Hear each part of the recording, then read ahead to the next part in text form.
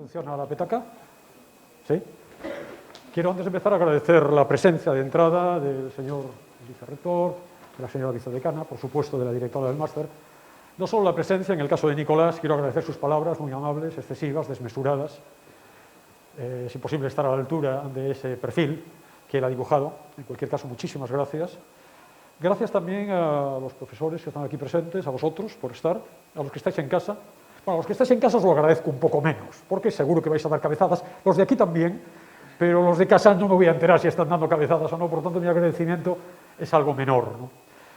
Quiero empezar, antes de entrar a fondo en la conferencia, hablándoos del título. Ha dicho Carmen la palabra provocador. Siempre busco títulos que sean un poco llamativos, que generen expectativa, que tengan un punto de misterio, de enigma, que provoque un poco más de lo normal las ganas de venir a la conferencia, ¿no? Además, uso habitualmente un recurso que quizá los cinéfilos, los más cinéfilos de entre vosotros conoceréis, que es lo que Hitchcock llamaba el MacGuffin, es decir, un truco, una especie de excusa que utilizaba el director para, en paralelo a la trama, hacer avanzar esta en su película. No tenía mucho que ver ese MacGuffin, era una excusa alejada de la trama, otro tanto ocurre en mi caso. Él normalmente, en algunas ocasiones, aguantaba el enigma del MacGuffin hasta el final de la película. En el caso concreto de hoy, evidentemente el MacGuffin es la señora Victoria Gasteiz, voy a desvelarlo antes. En 10 o 15 minutitos vais a saber a qué obedece ese título. Y luego está el subtítulo. Ya hablaremos de la educación, que obviamente en un máster de formación del profesorado, una conferencia inaugural necesariamente tiene que inducir la reflexión sobre esta serie sobre este tema en particular, ¿no? Querría, todavía antes de empezar, plantearos una serie de cuestiones previas, sobre todo a modo de aviso para navegantes, para situaros y para que sepáis desde qué posición está hablando el que os va a hablar. Son tres cuestiones que me parece importante que tengáis presentes. La primera es la de la subjetividad de mi discurso. Obviamente no hablo en nombre del máster, y mucho menos en nombre de la universidad. Hablo en mi propio nombre y no estoy tan seguro de ello tampoco. Porque en un terreno tan resbaladizo como es el de la educación, que admite sutilezas, que admite matices, que exige sutilezas y matices, una conferencia de este estilo necesariamente tiene que ser esquemática. Y por tanto yo voy a adoptar una determinada posición, con la que no estoy del todo de acuerdo siempre. Por tanto, quiero recalcar subjetividad absoluta en lo que voy a decir. La segunda cuestión preliminar tiene que ver con que voy a hablar, por decirlo así, a contracorriente. Contracorriente desde dos puntos de vista. Desde el punto de vista del contenido, de lo que voy a decir, pero también desde el punto de vista de la forma. Desde el punto de vista del contenido, porque no voy a sostener precisamente las que hoy son tesis hegemónicas en el mundo de la educación. Hegemónicas en los claustros de profesores, en los institutos, en las facultades de educación, en los másteres de formación del profesorado. Y desde el punto de vista formal, mi actitud a contracorriente tiene que ver con una cuestión fundamental, a mi juicio, que no solo es formal, que es el tiempo. Soy un militante contra la brevedad. Creo que uno de los grandes males de nuestro tiempo es la brevedad. Os aviso, soy un pesado, es verdad, pero además tengo una postura militante acerca de la necesidad de aclarar, de presentar ideas, de reflexionar, de la concentración, del análisis. No digo que yo encarne todas esas cuestiones, pero por lo menos estoy intentando hacerlo. Estaré una hora hablando, más o menos. Os aviso. Insisto, en contra también del tono general, en donde el tono general es el tweet, el tono general es el WhatsApp, el tono general es un MOOC, en donde en 7 minutos tienes que contar el tema que sea. Mi postura, insisto, beligerante, frente a esa brevedad, esa concisión que corresponde al signo de los tiempos, algo efímero, algo rápido, algo fugaz, que no me parecen precisamente las virtudes más destacadas de un máster de formación del profesorado y mucho menos de una universidad. La tercera cuestión preliminar tiene que ver fundamentalmente con el hecho, con mi personalidad. Mi enfoque va a ser más bien exagerado. Esquemático, porque necesariamente en una hora tiene que ser esquemático, pero un poco exagerado. Me voy a atrever a decir algo más. Catastrofista. Incluso todavía algo más. Apocalíptico. Mi visión acerca de la educación en nuestro país no es precisamente positiva. Yo me identifico, a propósito del optimismo y del pesimismo, Me identifico con unas declaraciones que leí hace unos años a Daniel Barenboim, el pianista y director de orquesta, que decía de sí mismo que se reconocía como un pesimista racional y un optimista visceral. Yo me veo ahí. Va a aflorar mi pesimismo racional. Si yo hago un análisis de cómo entiendo que es la educación en España en este momento, mi visión va a ser negativa, de entrada. Fijaos que tiene sentido, cadáver hay, tiene sentido el título. Hay un cadáver. Quizá demasiado duro, quizá demasiado dura la expresión. Mi visión es apocalíptica, insisto, es negativa. Subjetividad, por lo tanto, hablar a contracorriente, enfoque apocalíptico. 3 razones más que suficientes para cuestionar todo lo que digo, para discrepar de ello, para reflexionar, para analizar. Pero en definitiva, y todavía no hemos empezado y estoy sacando conclusiones, ¿qué es este máster? Nada más que una inducción a la reflexión. ¿A qué pensáis? Al espíritu crítico. ¿A qué cuestionáis? ¿A que no aceptéis dogmas, mantras, lemas, por muy de moda que estén? Pensad, cuestionad, contrastad todo lo que os voy a decir. Cadáver hay, desde mi punto de vista. El estado de la educación, a mi juicio, no es bueno. Y ese es el crimen. Ya hablaremos de Vitoria-Gasteiz. Pero el crimen es el de la educación. ¿Quién mató a la educación? Quizá podríamos... Quizá, como veis, las referencias son las novelas policíacas, la excusa. Quizá no estamos hablando de un cadáver acribillado a tiros en un callejón oscuro como en las novelas clásicas norteamericanas del género. Dashiell Hammett, Raymond Chandler. Quizá el ejemplo es más cercano, más british, más victoriano incluso, más cercano quizá a Agatha Christie, una afable viejecita que todos los días echa ciertas pequeñas dosis de arsénico en el café de su marido gruñón.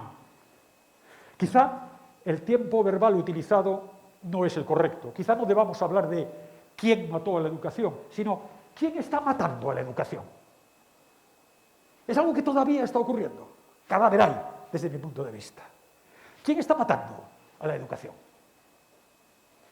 No esperemos más. Hablemos de la señora Vitoria-Gasteiz. Fijaos, yo soy catedrático de formación y orientación laboral en un instituto de secundaria. Doy clases a ciclos formativos normalmente de grado superior. Son chicas, porque en mi instituto son ciclos sanitarios, son profesiones muy feminizadas, son fundamentalmente chicas, que han terminado bachillerato, en su mayoría, en su inmensa mayoría, han terminado bachillerato, y como alternativa a la universidad están haciendo un ciclo de grado superior, que también es, como sabéis, educación superior. Situaos ahí, alumnos con el bachillerato terminado. Una de las cosas que yo enseño en formación y orientación laboral es el mundo del derecho, del trabajo fundamentalmente, prevención de riesgos, también búsqueda de empleo. Una de las cuestiones que dentro de búsqueda de empleo enseñamos es, por ejemplo, redactar una carta de presentación para contestar a un anuncio. Yo enfatizo, cuando explico esa cuestión, el hecho de que no deben mandar las cartas. Es cosas que sabéis, que son obvias, ¿no? Por otro lado, no se mandan las cartas como churros, todas son uniformes, hay que personalizarlas, hay que, por tanto, buscar información acerca de quién es el anunciante, de tal manera que cuando tú redactes la carta, al menos en un primer párrafo, hagas mención a que efectivamente conoces la empresa, sino que no que la estás mandando de una manera automática, como se la mandas esa carta a las demás empresas del sector, ¿no? Fijaos que además les subrayo la necesidad de que no la manden la carta de una manera neutra a una empresa. Ellos ven Iberdrola y mandan la carta, querida Iberdrola, en el supuesto de que a estas alturas del siglo haya alguien que de verdad, a quien de verdad le suscite el sentimiento de querer Iberdrola. Querida Iberdrola, no, busca quién es el director de recursos humanos, quién es el jefe de personal, para personalizar la carta. Y efectivamente, eso parece que cala. El examen de la materia, de esta parte de la materia, consiste en que yo busco un anuncio real, una oferta de empleo real en Internet, les mando el enlace y me tienen que contestar como si yo fuera el empresario. Este verano pasado, los exámenes de junio de este verano pasado, yo les puse a las alumnas de rayos, de imagen para el diagnóstico, técnicos superiores de rayos, un anuncio de una clínica, efectivamente, de Vitoria. Y bueno, una clínica curiosa porque era una clínica radiológica, pero hacía además radiografías en particular de la boca, de dientes, que es un ámbito que los alumnos nuestros no estudian específicamente. Y entonces yo lo puse precisamente por ver cómo reaccionaban, cómo eran capaces de resolver ese problema en su carta de presentación. Una de las alumnas, grado superior, bachiller terminado, me mandó su carta, voy a tapar su nombre, y este es el encabezamiento de su carta. Estimada señora Vitoria-Gasteiz, ¿Qué está pasando con la educación? ¿Cómo es posible que al terminar un bachillerato, una alumna no es que ya no sepa que Vitoria es la capital de una provincia española y Gasteiz su nombre en euskera, sino que no sea capaz, por el contexto, por el anuncio, por la página web de la empresa, de deducir que no se llama Vitoria, por mucho que Victoria aluda a un nombre de mujer, efectivamente? ¿Qué está pasando en la educación? Podéis creer que esto es una batallita de abuelete cebolleta. Os voy a contar ahora la típica historia de profesor vejestorio que dice: en mis tiempos sí que sabían los alumnos, en cambio ahora no saben nada. No hay absolutamente nada de esto en mi conferencia. Hace unos meses Rosa Montero, del País, hacía un artículo sobre los jóvenes y precisamente decía: bueno, no veis nada desde ahí. Decía: ya en Egipto hay inscripciones de hace 4.000 años en donde se quejaban los adultos de los jóvenes. O Sócrates hace 2.500 ya decía: es que ahora no respetan a los adultos, no respetan a los viejos, están todo el día de botellón. No lo decía en estos términos Sócrates, pero bueno, algo parecido. No es mi intención echar una mirada nostálgica al pasado. También podéis pensar que se trata de una anécdota, de estas a las que somos tan aficionados los profesores, de recopilar. En mi época había, yo no sé si sigue publicándose, aquellas antologías del disparate, en donde el profesor incluía todas las cosas descabelladas que se habían encontrado en los exámenes, ¿no? Aquella clásica de: ¿qué son los rayos catódicos? Y el alumno contestaba: los rayos catódicos son dos, Isabel y Fernando. Bueno, esas barbaridades que seguimos encontrando, evidentemente podríais encajar esto que acabo de contaros de la señora Vitoria Gasteiz en ese ámbito, una anécdota menor. Sin embargo, para mí no lo es. Para mí es un síntoma. Es un síntoma que me hace pensar, que os debería hacer pensar. ¿Qué estamos enseñando? ¿Qué significa un título? ¿Qué saben? ¿Qué es saber? ¿Qué transmite el sistema educativo? ¿Para qué sirve un profesor? ¿Para qué sirve un título? ¿Para qué sirven los conocimientos que se aprenden, entre comillas, en los institutos? Bachiller, señora Vitoria Gasteiz. Fijaos, hay crimen. Cadáver. Bueno, vamos a admitir que no hay un cadáver todavía, que hay un cuerpo mortecino, que languidece, que está dando sus últimas boqueadas. Está entre convulsiones. Vamos a ser medianamente optimistas. Os anticipo, os hago un spoiler, que el núcleo central de la conferencia va a ser el pesimismo racional, pero al final va a haber una luz de esperanza. Va a aflorar el optimista visceral. Hay cadáver. Hay cadáver. ¿Cuál es el cadáver? Lo diría de manera muy tajante, muy categórica, muy apocalíptica, a mi juicio. El estado de la educación en España es pésimo, ya lo he dicho, caracterizado en este momento por la infantilización generalizada, por una trivialización y una banalización del saber absolutas, por una, voy a seguir disparatando, o no, por un, diríamos, analfabetismo funcional de gran parte de los titulados. Estoy hablando de secundaria, pero creo que se puede extrapolar. Por una aculturización generalizada de la sociedad española. Hay cadáver. Hay cadáver. La profesora Lecuyer es una psicóloga que tiene varios libros publicados sobre educación, que acaba de publicar el último, Cartas a mi maestra, tiene un anterior con relativo éxito, Educar en el asombro. Nos dice esto, que comparto. La ignorancia se está convirtiendo en un valor social. Es más, hasta se ostenta esa condición ignorante. Hay crimen.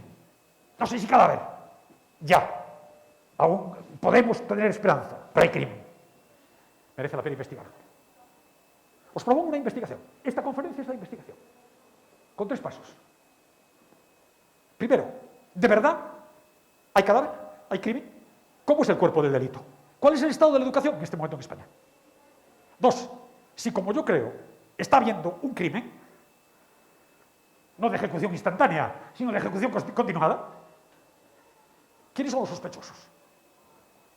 Y 3, las 2 primeras partes es el pesimismo racional.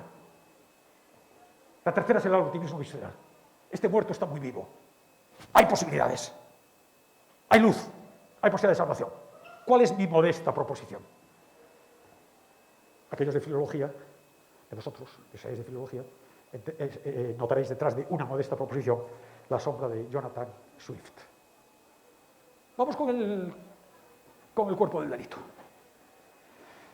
Este es mi 42º año como profesor en secundaria, ni más ni menos. Y mi experiencia de estos años, no de abuelete cebolleta, me dice que con el paso del tiempo, el nivel general de mis alumnos, esto es una percepción absolutamente subjetiva, el nivel de mis alumnos en secundaria, pero también en otros ámbitos, es claramente inferior al de años anteriores. Cada vez decrece, cada vez se devalúa. Pero esa percepción, puramente subjetiva, tiene su respaldo en datos, en hechos.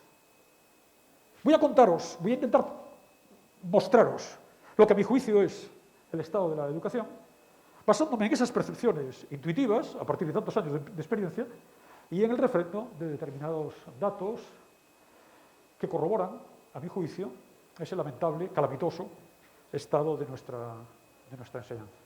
Empecemos por secundaria. Ahí tenéis el porcentaje de estudiantes, de jóvenes entre 18 y 24 años que ni estudian ni trabajan. La media de la OCDE ya la tenéis ahí, España muy por debajo. Pero fijaos que la línea azul es el año 2019, en 2020 es la rosa. 22% de los jóvenes españoles, más que en el año 2020, obviamente está la pandemia por medio, no estudian ni trabajan. Hasta los 25 años, hasta los 24 años. De 25 a 35, población española que no llega a la cualificación, como mucho tiene la cualificación de la ESO. 30%, muy por encima de la media de la OCDE, muy por encima de la media de la Unión Europea. Población española total de 25 a 64 años. Nivel de estudios. Evidentemente, esas tres columnas de la izquierda, evidentemente se ha ido rebajando. El 37,1% de los españoles, hasta los 64 años, tiene como mucho la ESO, o un nivel equivalente. Es verdad que se registra una bajada de ese porcentaje porque, obviamente, se incorporan a esta estadística alumnos, personas que han recibido ya una educación obligatoria hasta los 16 años. Y están, en cambio, en años anteriores, estaban también personas que no habían recibido esa información. Pero el 37%, 4 de cada 10 españoles, tiene un nivel, como mucho, equivalente al de la ESO. España encabeza la lista de alumnos repetidores de todos los países de la OCDE. En formación profesional, un 30% de alumnos deja sus estudios en primero y de los que quedan, un 20% repite curso. Pero el problema, a mi juicio, no es el nivel que tienen, no es el que determinados alumnos no lleguen a determinado nivel de formación. El problema grave es la formación que tienen los que sí alcanzan esas titulaciones. Y en este caso la referencia es el informe PISA. Nivel de lectura de España, comprensión lectora. Nivel de España, y lo tenéis. La media de la OCDE, 487. La media de la Unión Europea, 489. La media de España, 477. Comprensión lectora. Ahí veis otro gráfico en donde se ve claramente la evolución. La azul es la OCDE, la roja es nuestro país. Mi intuición, mi experiencia personal, mis alumnos no entienden una noticia de prensa. En los exámenes de mi materia tienen que comentar una noticia de prensa. Yo hablo del mundo del trabajo. Y por tanto está en los periódicos todos los días. No es que les pongan en el examen un artículo específico, muy especializado, en inglés, en una revista científica. Una noticia de prensa. Prensa, eso con lo que se envuelve el pescado. Y no lo entienden. Los niveles de complejidad léxica, sintáctica, semántica de los textos que manejan son ínfimos, cada vez menores. La Fundeu, que es la Fundación del Español Urgente, dice que, no me acuerdo ahora, me parece que el diccionario de la Academia tiene 70.000 entradas, un joven español medio mueve 500 palabras. Pero es que se ve en los textos, no entienden, y estoy hablando de grado superior, estoy hablando de bachilleres, con el bachillerato terminado. Y eso lo corroboran los datos. Y no lo digo yo, lo dicen muchos otros profesores. Sí, son todos youtubers, pero no entienden, no saben leer. No son capaces de leer bien. Por cierto, mi tono es muy vehemente, no lo asociéis a una queja, una riña o una protesta. Yo no estoy riñendo a nadie, estoy intentando describir lo que los datos y mi propia experiencia me dicen. Pero hay otro dato más preocupante. Fijaos, PISA es el informe que se hace con alumnos de la ESO. PIAC es otro informe, ahora lo vais a ver, que se hace para adultos, para medir las competencias de los adultos. En esos informes de la PIAC se registra que los jóvenes españoles no solo tienen una baja comprensión lectora cuando se les hace el informe de la ESO, cuando se hace la evaluación de la ESO, sino que lo tienen 15 años después, como adultos. Fijaos este gráfico que es muy significativo. Tenemos todos los países, como siempre, España de media, nivel de comprensión lectora, mucho más bajo que en general, casi todos, pero lo interesante es el juego entre la columna amarilla y la columna morada. La columna amarilla es el informe PISA, con 15 años. En España ya veis un nivel de 260. La columna morada es el informe PIAC, para adultos, evaluación para adultos, 15 años después. Como veis, no solo es que España tenga un nivel de comprensión lectora más baja que los demás países, sino que en los demás países el nivel que tenían en la ESO y el nivel que tienen 15 años después mejora. Es decir, en España no, en España incluso empeora ligeramente. Es decir, no solo es que no aprendan a leer, vamos a decirlo así simplificado, en los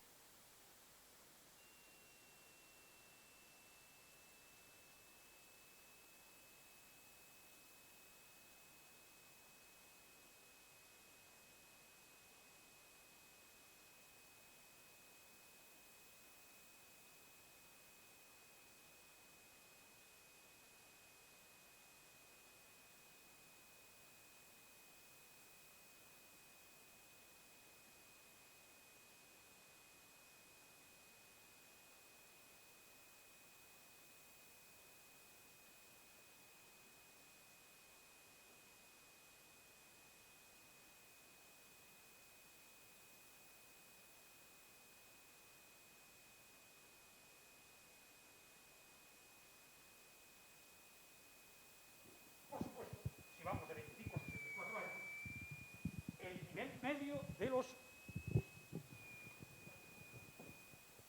Sí, el nivel medio de los ciudadanos españoles en comprensión lectora y en comprensión matemática, de todos, hasta 64 años, evidentemente está casi literalmente por los suelos.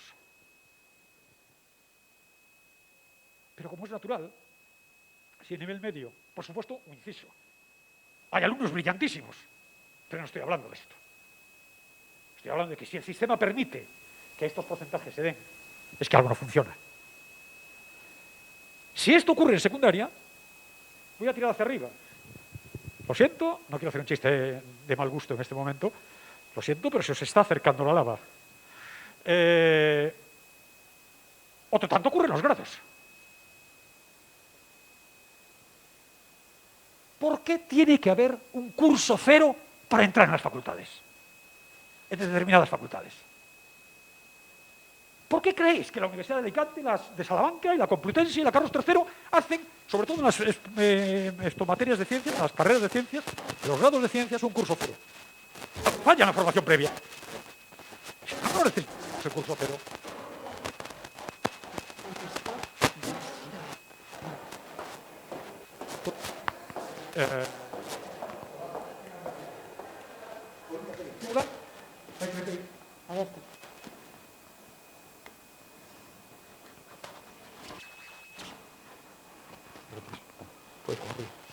El 33% de los estudiantes universitarios españoles abandonan sus estudios. No abandonan el sistema educativo. El sistema educativo lo abandonan el sistema universitario lo abandona el 21,4%. Por cierto, en estos días de pandemias y de discusión acerca de lo telemático y lo presencial, muy interesante el tercer juego de columnas. El abandono en enseñanzas universitarias no presenciales. 62%. Mucho más alto que en la enseñanza presencial. Se acerca la ola. Si efectivamente esto ocurre en los grados, quizá pueda ocurrir lo mismo en los másteres. Desde el punto de vista ideológico, todo el mundo está de acuerdo, es evidente, yo mismo, claramente, en que quien no tiene recursos económicos en su familia, debe el Estado proveerles de esos recursos para que pueda cursar un máster de formación del profesorado. Un sistema de becas amplio es algo indiscutible. Todo el mundo está de acuerdo, incluso, a lo mejor, en que si un alumno que tiene recursos en su casa puede permitirse el lujo de holgazanear durante un año sacando un cinquillo, quizá la beca habría que dársela a alguien para que en las mismas condiciones pudiera holgazanear. Ahora, ¿no parece demasiado sangrante el que la nota media para llegar a la beca sea un 5? De 6,5 a 5. Es decir, que no parece una invitación precisamente a no esforzarse. Es indicativo de algo. Insisto, ni siquiera yo a veces estoy del todo de acuerdo con lo que digo. Dejo el dato encima de la mesa. ¿Qué pasa con el máster de formación del profesorado? Voy a ser autocrítico. Con el máster de formación del profesorado de la Universidad de Salamanca. Tenemos el informe de los resultados del curso 2019-2020. Un informe de 15 páginas, donde aparecen todas las materias, de todas las especialidades, con... No sé qué pasa, que se oye demasiado alto.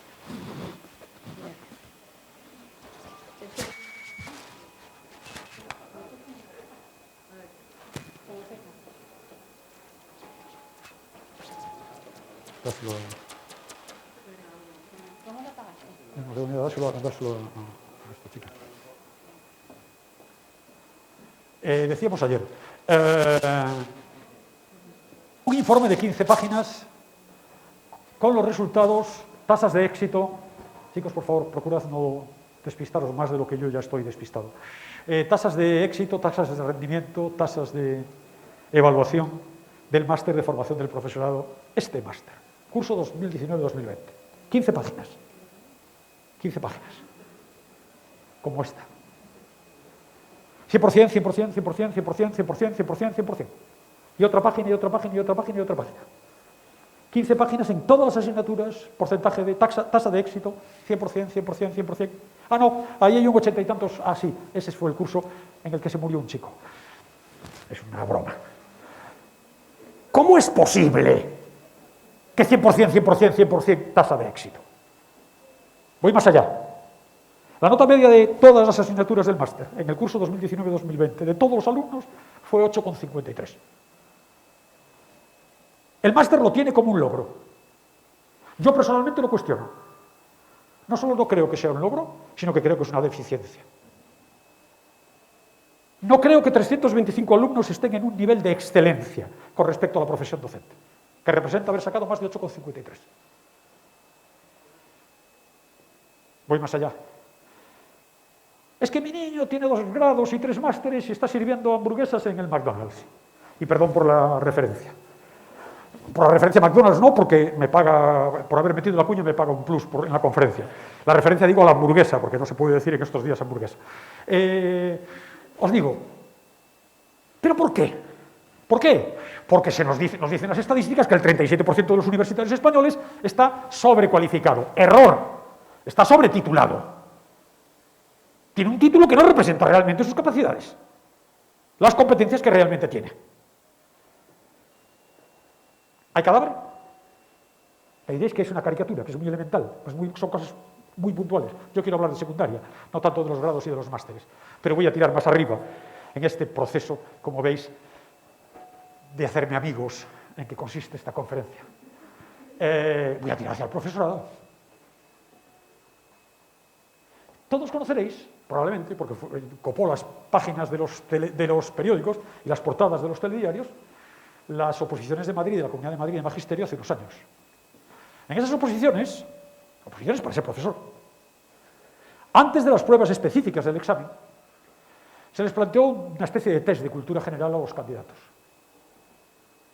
El 86% suspendió. 14.000 candidatos. El 86% no tenía nociones básicas que se piden en los exámenes a chavales de 12 años. Las barbaridades eran del estilo de las gallinas como mamíferos. Qué miedo me da pensar en la pobre mamá gallina esperando aterrorizada el momento de amamantar a aquellos pollitos con aquellos picos. Las barbaridades, yo tengo ahí un elenco de algunas de las que salieron en ese examen. Desde el punto de vista de competencia matemática, el 80% suspendió el ordenar decimales de mayor a menor. El 93% suspendió el pasar de metros a kilómetros. Ortografía, ahí tenéis a una lista. Desde el punto de vista de los conocimientos, se les planteaban preguntas como susceptible, y había respuestas tan insólitas como el asco a tocar algas con las manos. Disertar, irse por las ramas, cosa que probablemente algunos de vosotros estáis pensando sobre mí en este momento. No os digo nada a los que están en casa. Pero no solo esto. Esta es la convocatoria de las últimas oposiciones de secundaria en Castilla y León, este verano. Fijaos, hasta el año 2006, inclusive, las oposiciones de secundaria tenían varios ejercicios que eran, en diferentes épocas, normalmente eran eliminatorios, 3 ejercicios eliminatorios. El primer ejercicio, que es un ejercicio teórico, en el que hay que contestar por escrito un tema del programa, hasta el año 2006, inclusive, salían 2 temas del programa y tenías que hacer uno, obligatoriamente. De los 2, uno. A partir del año 2008, las oposiciones van de 2 en 2, este año es 2021 porque iban a ser en 2020 y se pospusieron, de manera que las próximas serán probablemente en 2023, 2008-2023, estamos hablando de 15 años. En los últimos 15 años, primero ya no son eliminatorios. El primer y el segundo ejercicio hacen media. Y basta con que saques 2,5 en uno y 7,5 en otro para que puedas pasar. Se te exige un mínimo de 2,5. Pero puedes suspender estrepitosamente con un 2,5 uno de los 2 ejercicios, el teórico o el práctico, y pasar. Pero hay algo más grave. En el teórico salen 5 temas del programa y tienes que elegir uno. 5 temas y tienes que elegir uno. Un fácil cálculo de probabilidades nos dice que estudiando la mitad del temario tenemos un 97,5% de probabilidades de que al menos uno de los 5 temas sorteados lo controle, lo conozca. Y además hay una operación de coste de oportunidad. No voy a estudiar 10 temas más para ganar un 0,5% de probabilidades. Voy a dedicar ese tiempo a estudiar el práctico o a estudiar el tercer ejercicio, que es la parte didáctica. Corolario. Desde el año 2008 ingresan en el sistema educativo español como profesores que desconocen la mitad del temario. Hay cadáver. Y si suspenden, por cierto, las oposiciones de 2021 de secundaria en Castilla y León, en muchas especialidades quedaron puestos sin cubrir por no tener el nivel. Pese a ello. ¿Algún problema? Ningún problema. Porque los que suspenden, sigo haciendo amigos, van a ser interinos. Van a ser interinos y van a ser consolidados dentro de nada como profesores. Compañeros, no estoy metiéndome con nadie individualmente, estoy hablando del sistema. Profesores que reiteradamente se han presentado a las oposiciones en las 10 últimas convocatorias sacando un 1. Y son los que están enseñando a vuestros hijos. Exagero. Este es el sistema. Y diréis, ¿se acaba aquí? No se acaba aquí. Voy a tirar más arriba. Esta es la convocatoria de las oposiciones de cátedras de este año a la que se refirió el señor vicerrector hace un rato. Durante este año, ambos, él y yo, y otros tres profesores, coincidimos en el tribunal de las oposiciones de acceso a cátedras. Siendo profesor de secundaria, y creo que con 8 años de antigüedad, puedes presentarte a las oposiciones de cátedras. A las oposiciones en el pasado, ahora ya no son oposiciones, es concurso, un concurso de méritos. Uno de los apartados del concurso de méritos es un proyecto educativo, que vale 1,5 puntos sobre un total de 10 que vale el proceso entero. 1,5 en un apartado del proceso en el que se pueden obtener ese 1,5 sin necesidad de presentar el proyecto. De tal manera que hubo profesores que sacaron la cátedra sin presentar proyecto. Por la sola acumulación de méritos. Describo hechos, aunque se intuya detrás de la descripción de los hechos cuál es mi postura sobre ellos. En los primeros 15 días de julio, en unas jornadas inenarrables, el señor vicerrector y yo, con otros 3 compañeros, estuvimos escuchando la defensa de los proyectos de los profesores que aspiran a cátedras. Cátedras es, con toda la modestia del mundo, la excelencia dentro de secundaria. El tono general era mediocre. Los trabajos con decenas e incluso centenares de faltas de ortografía, de concordancia, de tildes, de puntuación, de sintaxis, de anacolutos permanentes en textos ininteligibles, la ausencia de fundamentación teórica, la ausencia de bibliografía en la mayor parte de los trabajos, en la mayor parte no, pero en muchos de los trabajos, la ausencia de una fundamentación normativa sólida, era constante. Hay cadáver. Hay cadáver. Hay un cuerpo, como digo, cercano al agarrotamiento final. No sé si percibís la lección de anatomía de Rembrandt detrás, de fondo de la diapositiva. Hay que diseccionar, hay que hacer la autopsia. ¿Quién ha matado?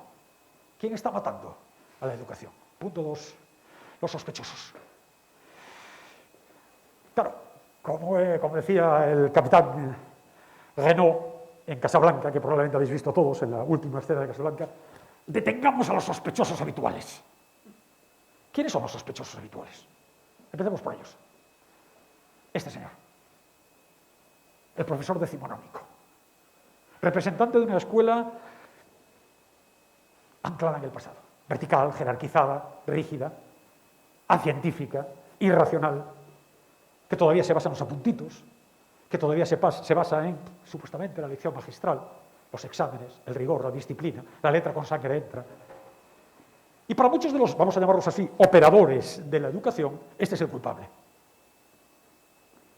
¿Por qué? Porque esto no encaja en un mundo, con el acrónimo que ya conocéis, las siglas en inglés de volátil, incierto, complejo y ambiguo, un mundo VUCA, que es el mundo en el que nos movemos.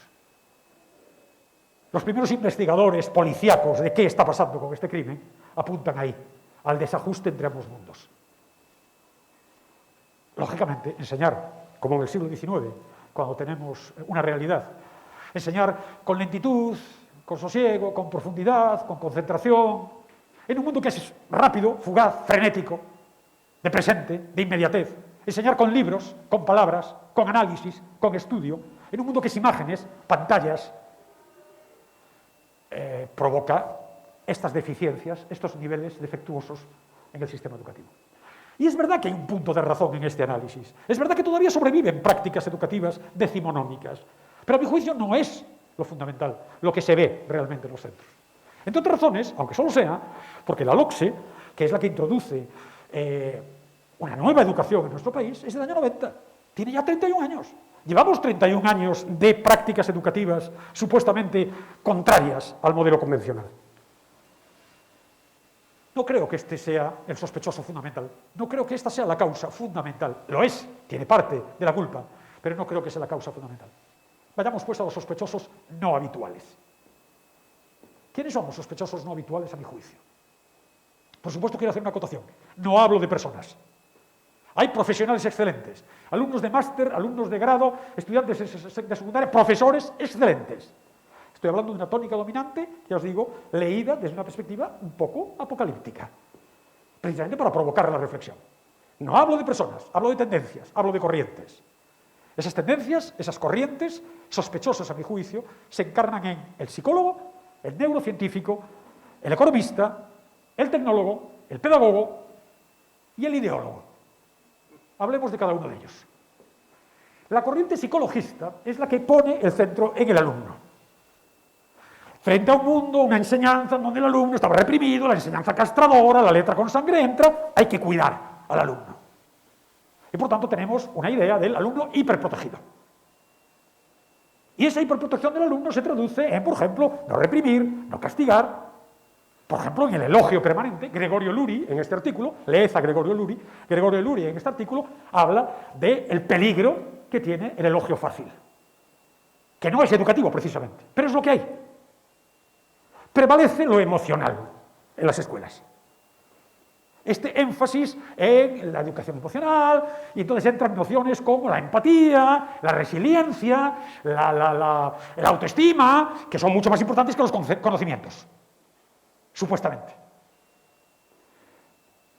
El nuevo currículo de la LOMLOE introduce crecimiento en armonía, servicio a la comunidad, orientación personal, que nadie duda de la pertinencia de estas materias, pero entended que le estamos quitando horas. El tiempo escolar es el tiempo que hay. ¿Le estamos quitando horas a qué? A algo más consistente, pero es que no importa lo consistente. Y luego nos sorprende que Vitoria Gasteiz, la antigua ministra de Educación, después de la pandemia, nos decía que lo más importante después de la pandemia no era aprobar o suspender, sino la autoestima del alumno. ¿De verdad es más importante la autoestima del alumno que sus conocimientos? ¿Que la certificación de sus conocimientos? No me he resistido, aunque es absolutamente extemporáneo, a traeros también aquí una fuente de mucha menos entidad, la actriz Sara Salamo, a la que yo leía un titular estos días.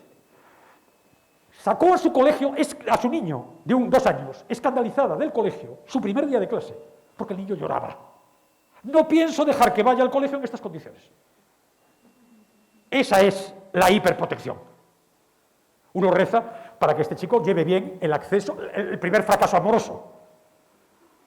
o el acceso y el rechazo en una entrevista de trabajo. Porque como la primera vez que tenga que llorar sea a los 25, mal lo va a pasar. Pero ese es síntoma, de nuevo, no es anécdota, es síntoma, a mi juicio. Hiperprotección, lo emocional. Claro, sorprende, esto os lo puse antes, esta diapositiva, sorprende que en el curso 0 de la Complutense, en matemáticas, se venda a los alumnos este curso 0. Porque vamos a aprender las matemáticas de una manera amena, fácil y divertida. Einstein divertido. Conseguirás divertirme, pero no voy a aprender la teoría de la relatividad. Bajada del nivel, desde mi punto de vista. Claro, ¿cuál es la principal fuente de frustración? Los exámenes. Acabemos con ellos. Hay otra forma de medir, hay otras formas de medir, voy a poner interrogante, de medir la cualificación, de certificar competencia. Fuera con los exámenes. Y da igual. Porque aunque haya exámenes, los dejamos copiar. Si ya no es falta. Y en el peor de los casos, si pese a todo sigue habiendo exámenes, fuera los suspensos. Sabéis que la recuperación de septiembre se pasó a julio y hay un proyecto último de eliminarla en julio y hay varias comunidades autónomas que están a favor y en contra, para que veáis cómo todo está muy ideologizado. En el ámbito de educación, en todos los ámbitos en España, llevar o no llevar la mascarilla está muy ideologizado, pero en el ámbito de educación todo está muy sesgado ideológicamente. En el peor de los casos, claro, si eliminamos los suspensos, puede pasar lo que pasó este verano en Andalucía. Un chaval con 8 suspensos, la madre protesta y los profesores reculan. ¿Pero esto qué es? Calidad de la enseñanza. Simultáneamente sostenemos el discurso de la calidad de la enseñanza. Fijaos, este profesor es director de un instituto de excelencia, imparten en Madrid el bachillerato de excelencia, y dice algo en lo que me reconozco. Las sesiones de evaluación son un mercado persa. Esto se está grabando. Lo que quiere decir que a lo mejor esta noche llega la Guardia Civil a mi casa a detenerme, por lo que voy a decir a continuación. Pero yo no hay un solo curso en donde no me vea obligado a aprobar alumnos con un 3. Es la última materia que les queda. Si van a ser muy buenos profesionales, ¿qué importa que no sepan lo que es un contrato de trabajo y no sepan pensar? Venga, aprueba lo que tiene trabajo. Apruebo a alumnos con un 3 todos los años. Y no yo. Mercado persa. Y luego nos extrañamos de que a medida que subimos grados, másteres, etcétera, el nivel sea deplorable. Oposiciones de magisterio, oposiciones de secundaria queden las plazas sin cubrir. Fijaos. A mi juicio, esta facilitación, esto de lo emocional, de proteger, no, que daña, que el examen genera ansiedad, etcétera, es un signo de los tiempos. He leído con perplejidad estos meses pasados cómo determinadas federaciones de fútbol están prohibiendo las goleadas en los partidos de infantiles. Porque resulta humillante perder 38-0. Claro, yo soy del Barça y no veáis lo que me humilló que el Bayern nos metiera 8 goles. Pero ya, puestos a eliminar la humillación, ¿por qué no hacemos que todos los partidos acaben en empate? Y así nos evitamos la humillación. Es más, ¿por qué no le damos la Champions a todos? Por supuesto, esta corriente psicologista es discutida dentro de determinadas... Empieza a ser discutida. Hay un sobredimensionamiento de lo emocional, dice este profesor. Es más importante sacar buenas notas que ser feliz.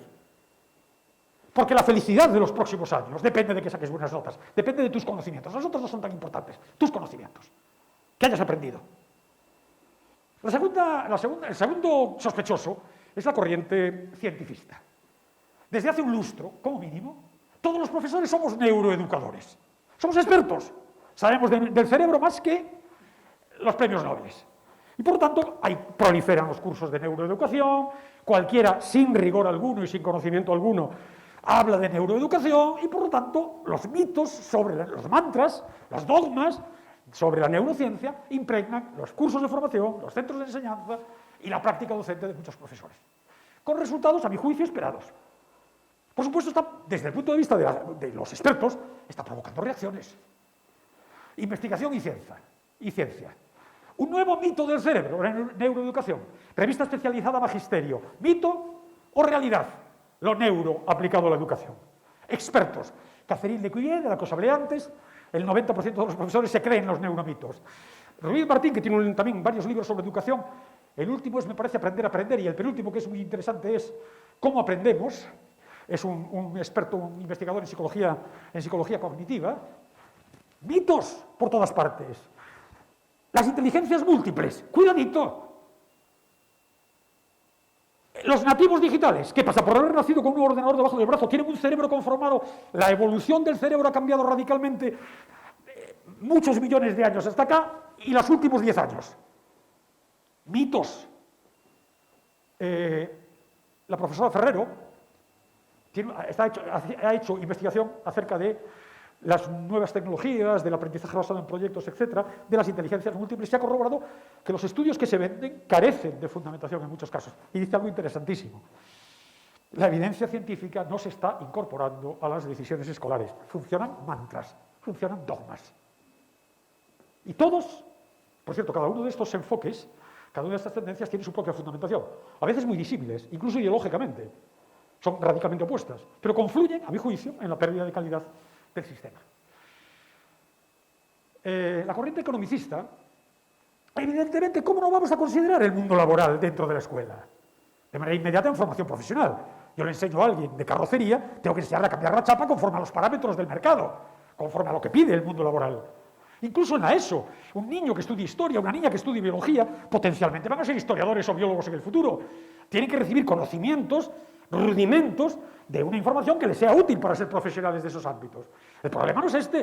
El problema es el dominio del mercado como único norte, como único referente.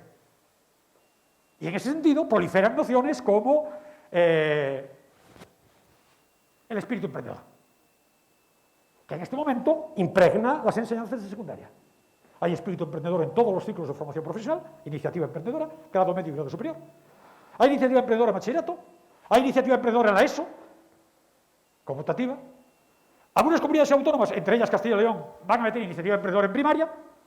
Y os podéis imaginar, si yo doy esta conferencia, como sugerían quienes me han precedido en el uso de la palabra, dentro de unos años, consiguen convencerme de que siga dentro de unos años, hablaremos de iniciativa emprendedora en las guarderías. Enseñaremos a los niños a montar un puesto de chuches a la salida de la guardería. Exagerando, caricaturizando. He empezado hablando de mi esquematismo a la hora de plantear la materia. El espíritu emprendedor en todos los ámbitos, también en primaria, como digo. Otro de los influjos, otro de los corolarios de la omnipresencia del mercado en la escuela es la idea de las competencias blandas. ¿Cómo no van a ser interesantes las competencias blandas? ¿Cómo no va a ser interesante que los alumnos sean capaces de resolver problemas, de tomar decisiones, de comunicar, de trabajar en equipo? El problema es, ¿dónde han ido a parar las competencias duras? Comunicar, fantástico, pero si no tienes nada que decir, si no sabes nada. Trabajar en equipo, pero si no tienes nada que aportar a ese equipo. Resolver problemas, pero si no tienes la base teórica sólida para poder resolver problemas, ¿qué vas a hacer? En este momento hay una inversión. Se dan clases, cursos de formación a profesores, a chavales, las clases de competencias blandas. Y es verdad, yo doy búsqueda de empleo y en los anuncios, las ofertas de empleo aparecen las competencias. Evidentemente lo que piden las empresas es este tipo de cosas, pero habrá que tener un conocimiento sólido detrás. Eso se pierde. Una tercera manifestación de este espíritu mercantil, que en cierto modo, en algunos ámbitos, impregna la enseñanza, es la obsesión por la eficacia. Todo lo que no valga para nada, entre comillas, fuera. Lo útil, lo eficaz. Lo útil en el sentido más pobre, instrumental. Fuera el latín, fuera el griego, fuera la historia, fuera el arte. ¿Para qué sirven? Fuera la filosofía. ¿Para qué sirven? No son útiles. Le mandas a un alumno que haga un artículo, un trabajo, sobre la revolución industrial. Y lo primero que se encuentra en la Economipedia es esto que vosotros veis, por otra parte, en todas las páginas en las que entráis. 6 minutos. Chico, haz un trabajo, pero estate tranquilo. En 6 minutos lo liquidas. Se lee en 6 minutos. Pero eso es la enseñanza. No pierdas el tiempo. ¿No pierdes el tiempo para qué? Para seguir enganchado al videojuego. 6 minutos. ¿Os dais cuenta de que cuando leemos una página nos dicen este artículo lo puede usted leer en 6 minutos? La antítesis de la enseñanza. La antítesis del saber. ¿Quieres saber lo que es la revolución industrial? Lee. Profundiza. Conecta. Relaciona. Analiza. 6 minutos. Ya está. Ya sé lo que es la revolución industrial. Ya tengo el título. Y luego seguimos subiendo. Hay profesores que se resisten, obviamente. Hay reacción. Los profesosaurios son profesores que todavía sostienen que los conocimientos son importantes. Y siendo útiles todo este tipo de estrategias, sin embargo, quitan tiempo a lo más importante, transmitir conocimientos. El siguiente sospechoso es la corriente tecnologista. Sin tecnología no podemos vivir en ningún ámbito, empezando por la medicina, por el transporte y por la logística. Ni la educación. Yo no puedo dar clases de búsqueda de empleo sin Internet. Nadie es apocalíptico en el sentido de volvamos a las cavernas. El problema de la corriente tecnologista es la divinización de la tecnología en los centros. La mitificación de la tecnología como la panacea. Andreas Schleicher, que es el director de educación de la OCDE, la máxima autoridad de educación de la OCDE, por tanto no soy yo nadie, no tengo la altura intelectual como para poder replicarle, pero me parece sorprendente este titular de una entrevista suya. Fijaos, no me resisto a leerosla literalmente. La tecnología ayudará a evitar que la educación sea irrelevante para los jóvenes. ¿De verdad creéis que la relevancia o irrelevancia de la educación depende de que nuestros alumnos tengan una tablet, tengan un ordenador portátil? ¿Nos queremos gastar dinero en la educación? ¿Cómo? ¿Comprándole un ordenador a cada uno de nuestros alumnos? De ninguna manera. Ya os diré cuál es la solución, dónde hay que gastarse el dinero desde mi perspectiva. Es la mitificación de la tecnología como la solución a todos los problemas, la que causa, en gran medida, bastantes de estos problemas de deficiencias y limitaciones a los que estoy aludiendo. Por supuesto, proliferan, claro, todo este tipo de cosas. El aula digital, el aula sin paredes, apps educativas, la educación digital, Microsoft Teams en Castilla y León, la educación formal acaba por la motivación intrínseca, con la motivación intrínseca por aprender. Ya me diréis cómo aprendí yo, cuando que recibí educación formal. He perdido mi motivación por aprender. Por supuesto, proliferan anuncios, porque esto es un anuncio. Parece un artículo, pero es un anuncio. Estamos hablando de novelas policíacas. Cui prodest. ¿Quién gana con esto? ¿A quién beneficia? ¿Quién anuncia esto? ¿Quién dice que el aula tiene que ser digital? Telefónica. Ya veis, haciendo amigos. Leed quién está detrás de la información. Claro, pantallas virtuales, realidades virtuales. No estoy negando la posible eficacia de este tipo de recursos. Es su mitificación, es su conceptuación como la panacea que resolverá los problemas de la educación. Y todo esto sin tener en cuenta que nuestros jóvenes pasan más de 6 horas al día conectados a diferentes pantallas. No tengo tiempo para glosar cada uno de los ítems, las estadísticas de enero de 2021. Todo esto sin controlar los efectos que ya descubrió Skinner en 1931 en su famosa caja experimento de Harvard. Quizá lo conocéis. El ratón, la típica caja transparente, el dispositivo que si lo aprietas trae comida. De manera que el ratón le da el dispositivo y ve que cae comida y poco a poco va aprendiendo. Y llega un momento que a Skinner, al pobre Skinner, el experimento no le funciona, porque se ha dado cuenta que el ratón controla ya que eso viene comida. Y por tanto, cuando está saciado, ya no le da la palanca. De manera que Skinner introduce una modificación, una variante en el experimento. Y la variante es que la respuesta al darle a la palanca sea aleatoria. Es decir, a veces cae comida, a veces no cae. El ratón, como podéis imaginaros, se engancha a la palanca. Está sometido a constantes inyecciones de dopamina, voy a hacer de neurocientífico barato, de inyecciones de dopamina que lo hacen salivar permanentemente. ¿Cuál creéis que es el proceso que utilizan las empresas de juegos? Las máquinas tragaperras, las grandes tecnológicas. En este mundo de economía de la atención, os suena esta expresión, que ya está acuñada para definir el mundo en el que nos movemos, de economía de la atención, el dinero está en la atención. Con la cantidad de estímulos que hay, leemos en el periódico, las 25 series que no te puedes perder en octubre. Hay que conseguir que la gente, que los consumidores, que la gente se convierta en consumidores. El mecanismo es este, respuesta aleatoria. Un like o no. Un meme que nos gusta o no. Todo el día enganchados. Y con esto les vamos a dar más pantallas a nuestros alumnos. Hace unos días Facebook declaró que sabía que Instagram es dañina sobre todo para las chicas, a la hora de la construcción de su propia identidad, para las adolescentes. Y sin embargo, ahí estamos. Claro, ahí estamos, menos los creadores del proceso. Los gurús de Silicon Valley no mandan a sus hijos a colegios en los que hayan pantallas. Hay reacciones, claro. Claro que hay reacciones a esta corriente. La clave es el think, no el click. La metodología es muy útil. La tecnología, perdón, es muy útil. Pero la clave es el think. Y si no das conocimientos, ¿sobre qué van a pensar? ¿Dónde está el think? La quinta corriente, es la pedagogista.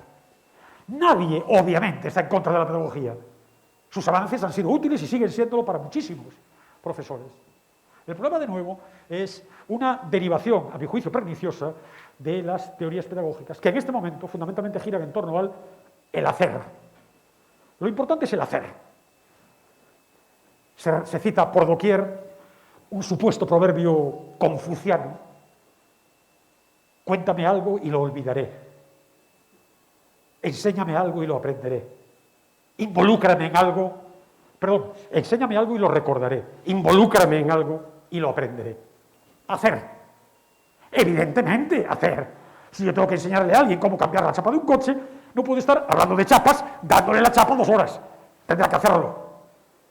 Ahora, hacemos la revolución industrial. Vamos a aprender haciendo. La Revolución Francesa. A ver, ¿quién se presta de María Antonieta? Yo voy poniendo la guillotina. Este énfasis desmesurado en el hacer tiene efectos, porque, insisto, hay cursos para profesores en donde se enseña a hacer, pero no hay nada detrás, o hay muy poco detrás, en un porcentaje muy alto de situaciones. El énfasis en las metodologías activas, lo cual ya en sí es significativo. Estar aquí sentados escuchando no es una metodología activa. Vuestro cerebro está muerto. Espero que no. Por cierto, hay un escritor, Antonio Basanta, que es una de las grandes autoridades españolas en el mundo del libro, que publicó hace unos años un librito, Leer contra la nada se llama, está publicado en Siruela, en donde cuenta, entre otras cosas en el libro, que él asistió a una exposición, fue a una exposición en Londres, sobre el cerebro, la lectura, etc. Y en una de las salas de la exposición había un inmenso cerebro, con unos focos y unos interruptores en la pared. Si le daba al interruptor de televisión, el cerebro estaba dividido en 50 y tantas áreas. Le daba al interruptor de televisión y se encendían las áreas cerebrales involucradas en el proceso de ver la televisión. 5 o 6. Le daba al interruptor de música y se encendían 20 y tantas. Le daba al interruptor de lectura y se encendían todas. Metodología pasiva, la lectura. No, metodología activa es el hacer. Aprendizaje basado en los proyectos, juego de rol.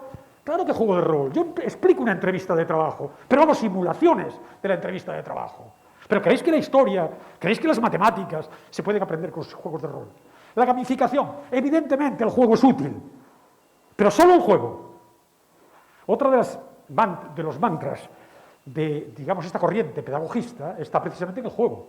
Este profesor se enorgullece de que explica historia, los temas de historia en 1 minuto en TikTok. Y yo digo, en 1 minuto, te sobran 58 segundos. Colón descubrió América, tema 1 terminado. Y capto la atención de los alumnos, sí, pero aprenden. Insisto, admito que podáis pensar que pueda haber un tono de caricatura en lo que estoy diciendo. Dadle vueltas. Otra de las derivadas de esta corriente pedagogista está en el descrédito de los conocimientos, la irrelevancia de los contenidos. En el nuevo currículum de primaria desaparece los números romanos, la regla de 3. Pero fijaos, he leído en el periódico que de determinadas posturas teóricas, la regla de 3 es una amenaza para el razonamiento. Una amenaza para el razonamiento. O sea que si hay una pizza dividida en 10 partes y a mí me toca una, averiguar cuántas me tocarían si la pizza está dividida en 35 partes es una amenaza para el razonamiento. Para mí es el paradigma del razonamiento. Proscrita. Proscrita porque por el juego. Proscrita la memoria, descrédito de la memoria. Os recomiendo el libro de David Barry, Los viajes más increíbles. Es un análisis de cómo se orientan diferentes especies animales para volver al lugar donde pusieron los huevos hace 1 año. Es muy interesante. Y una de las cosas que habla es del hipocampo, esta estructura del cerebro que es responsable en gran medida de la memoria, también de la orientación. Curiosamente, parece que hay estudios recientes que vinculan ese desarrollo del hipocampo también con otro tipo de habilidades, de competencias, como la empatía, la comunicación, ciertas habilidades sociales. El dato curioso que dice Barry en su libro es que los taxistas de Londres tienen un hipocampo más grande que los conductores de autobuses de Londres, y a su vez ambos más grande que el de la mayoría de la gente. Y la explicación es que los taxistas de Londres, para que se les conceda el permiso para ser taxistas, tienen que pasar un examen en el que tienen que memorizar el inmenso laberinto de calles de Londres. El conductor de autobús basta con que memorice las líneas cerradas de los autobuses. El ciudadano de a pie tira del artilugio que tiene instalado, de la aplicación que tiene instalada y ni se acuerda. Por cierto, la memoria, estos estudios nos dicen que en ese desarrollo del hipocampo hay unas ciertas posibilidades de desarrollo de la investigación contra el Alzheimer, que evita el deterioro cognitivo. Hay reacción. No todo el mundo está de acuerdo. Las metodologías activas, un instrumento, pero ¿hacen de verdad la escuela mejor? Cierro ya. El planteamiento de la corriente ideologista, con dos manifestaciones, desde mi punto de vista. Una primera es la que nace en mayo del 68, frente a la educación autoritaria, frente al poder, frente al maestro con la vara, el clásico vídeo el disco y el vídeo de Pink Floyd, The Wall, "Hey, teacher, déjanos tranquilos, estamos hartos de tu educación". Esa reacción del prohibido prohibir se traduce en muchos momentos en las aulas en un enfoque disparatadamente igualitarista. Igualitarista no significa igualdad de derechos, contra las jerarquías, fuera el mundo vertical, horizontalidad. Este centro educativo vende sus estudios con esta fórmula, el aprendizaje en un aula horizontal. Pero lo significativo no es esto. Lo significativo y preocupante es lo que he subrayado en rojo. Dice literalmente: ¿por qué privilegiamos los contenidos académicos del profesor frente al conocimiento experiencial del alumno? El conocimiento experiencial del alumno. Vamos a estudiar la teoría de la relatividad. Vamos, chicos, contadme cuál es vuestro conocimiento experiencial. Inversión radical de los valores. No hay jerarquía. El binomio sobre el que se construyó la educación desde Grecia, docente-discente, el que sabe enseña al que no sabe, el magíster, el que es más, sabe más, se rompe. Sabe tanto un alumno como yo. Vamos a hacer un role-playing, vamos a hacer una dinámica de grupos, vamos a hacer un torbellino de ideas. ¿Qué te sugiere la teoría de la relatividad? Caricaturizo, pero es relevante, no es solo una anécdota. Los profesores lo ven, esto que os he comentado hace un rato, la mediocridad absoluta, igualar a la baja, la mediocridad absoluta de las oposiciones de secundaria, el nivel que le llega a los alumnos cada vez más, que le llega a nuestros alumnos, no el de nuestros alumnos, el nuestro, cada vez más ínfimo, el espíritu crítico disipado en unos y en otros, la motivación se difuminó en la noche de los tiempos. La segunda vertiente de esta tendencia, de esta corriente ideologizada, es la que es literalmente ideológica. El debate de fondo es la noción, el conflicto entre educación e instrucción. La educación convencional ha sido instrucción, es decir, transmite conocimientos. Y me recalco transmitir, Transmitir es la traditio. La traditio es la transmisión, etimológicamente. Es el paso de lo que es valioso, lo que ha sido valioso para la sociedad humana hasta ahora y que merece la pena que se transmita a las sociedades futuras. En cambio, en este momento, en la escuela se incorporan funciones de educación en el sentido más general. Valores. Es decir, institución asistencial. Es verdad que hace unos años, hace unas décadas, la educación en valores la hacían las familias, la hacía la sociedad. Y ambas, sociedad y familias, han dimitido de esa función. Y entonces se incorpora a la escuela. Lógicamente con el precio de perder conocimientos, de perder información, de perder instrucción.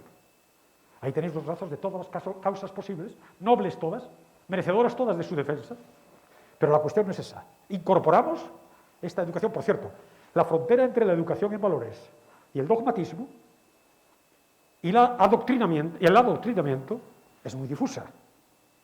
Y no me quiero meter en demasiados berenjenales, pero para que veáis cómo esa frontera se salta, no tenéis que ver nada más que la educación en Cataluña. Cómo se pueden transmitir unos determinados valores, construir en un proceso de ingeniería social determinadas formas de pensar. Las escuelas se llenan de enfoque socioemocional, de perspectiva de género para estudiar las matemáticas. Nadie niega que debemos estar en contra de la discriminación. La cuestión es si las matemáticas deben enfocarse con perspectiva de género. Violencia de género, sexualidad. Los ejemplos más radicales de esto es la proscripción de la ortografía, porque es heteropatriarcal, blanca, machista y elitista. Y llegamos al disparate de las universidades norteamericanas. Los trigger warning son las advertencias que los profesores, que quien escribe un libro, quien hace una película, debe hacer al empezar a decirle al alumno: oye, chico, cuidado con Mark Twain, porque vas a leer a Huckleberry Finn, vas a leer a Tom Sawyer, y hay negros que no son tratados como creemos que deberían ser tratados hoy. Cuidado con tu sensibilidad. Y cuidado con Ana Karenina. No leas a Ana Karenina, o léela con prevención, porque si tú tienes una cierta propensión a la depresión, voy a hacer spoiler, ella, Ana, se tira un tren al final de la novela. Cuidado, advertencias. El chiste es suficientemente revelador. Encontramos a alguien que hable neutro. Si no, tápate los oídos, porque yo voy a meter la pata. Va a haber alguien ofendido. Otra consecuencia que está llegando, muy tenuemente, pero está llegando a los campus españoles, heredado de Estados Unidos, son los safe spaces, espacios seguros. Espacios seguros en donde nadie va a ver su susceptibilidad, su sensibilidad herida, por microagresiones. Bueno, en definitiva, cierro. A mi juicio, el panorama es, no quiero decir catastrófico, pero sí desanima. Y si estás dentro, más. Pero no todo es negativo. ¿Cómo vamos a vivir sin las aportaciones de la psicología en el conocimiento de cómo funciona el cerebro de un chaval? ¿Cómo vamos a vivir en la educación?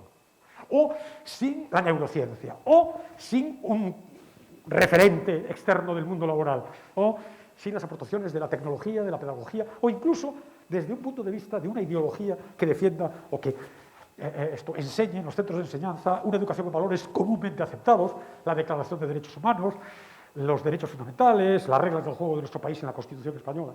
Ahora, cuidado con el adoctrinamiento. Como soy optimista visceral, creo que hay posibilidades, que la lápida no está puesta todavía sobre la tumba, que el cadáver podemos todavía reanimarlo. Ahí va la parte propositiva, ya final, de mi conferencia. Yo creo sinceramente que os voy a ofrecer esa modesta proposición. Creo que la clave de que esto funcione, más allá de ideologías, de tecnologías, de metodologías, de pedagogías y psicologías, está en vosotros. La clave está en el profesor. Y empezáis un máster en donde os vais a formar como profesores. ¿Aceptáis el reto? Para aceptar el reto tenéis que compartir, lógicamente, mi lectura de los hechos. ¿Cuál es el reto?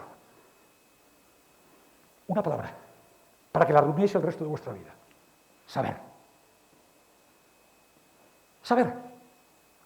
Con 3 dimensiones. Saber mucho de vuestra especialidad.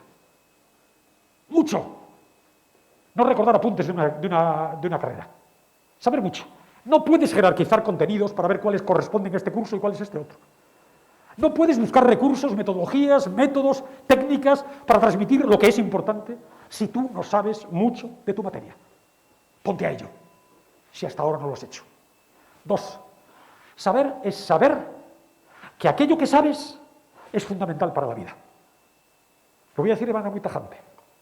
No se puede vivir sin la trigonometría. No se puede vivir sin la fotosíntesis. No se puede vivir sin la revolución industrial. No se puede vivir sin el genitivo sajón.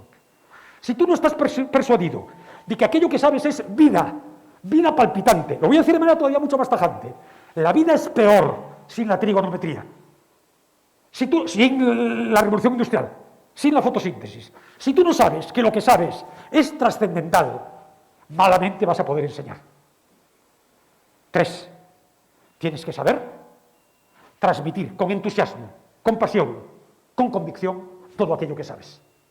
No hay arma pedagógica más potente que alguien que sabe que lo que sabe es vida pura y que además lo transmite con emoción, con ilusión y con pasión. Ese es vuestro reto, esa es mi invitación. Un profesor efervescente. Un profesor que está permanentemente tomando referencias, relacionando, buscando canciones, música, vídeos, ejercicios, actividades, proyectos, constantemente, porque es tan consciente de lo apasionante de lo que sabe y de la necesidad de transmitir esa pasión, que su vida gira en torno a esa transmisión, a esa traditio. Y 3 no. Tercer, saber en esas 3 frentes, saber cómo profesor efervescente, convertiros en un profesor que enseña. Etimológicamente, enseñar es signum. Dejar tu huella, tu sello, tu marca. ¿Queréis ser ese? Esa es la apuesta. Os deseo, sinceramente, que seáis esos profesores, que os atrevéis a ser esos profesores. El referente cinematográfico más conocido de ese tipo de profesores es Keating, el profesor del Club de los Poetas Muertos. Pero me interesa la frase de Massimo Recalcati, un libro indispensable, La hora de clase. Un profesor que sabe abrir mundos, que sabe que enseñar es, lo voy a decir de manera muy enfática, multiplicar las posibilidades de la vida de nuestros alumnos. Efervescencia. Quiero que disfrutes el conocimiento. Quiero que sepas lo importante que es saber. Y me muero de ganas por transmitírtelo. Quiero que tu vida, cambie, se abra un mundo nuevo, que yo sea una ventana que te muestre la infinidad de mundos que incluso todavía ahora desconocéis. Esa es la apuesta.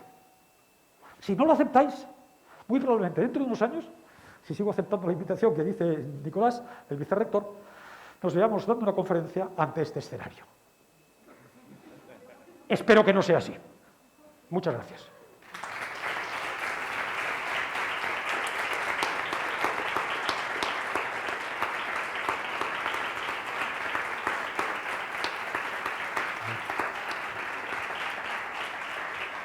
Gracias.